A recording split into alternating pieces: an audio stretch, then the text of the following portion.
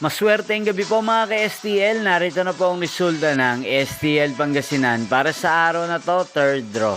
March 13, 2025.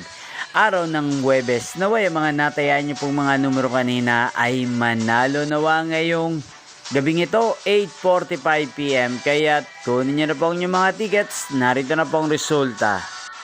Ang mga numerong nanalo sa STL Pangasinan ngayong gabing ito, March 13, 2025, 8:45 PM, third draw result, 32 at 25 in exact order.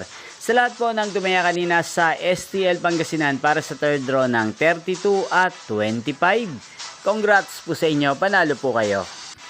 At ngayong gabing ito sa STL Pangasinan, atin pong i-shoutout si Kuya Dave ng Pangasinan na lagi din pong nanonood sa channel na to.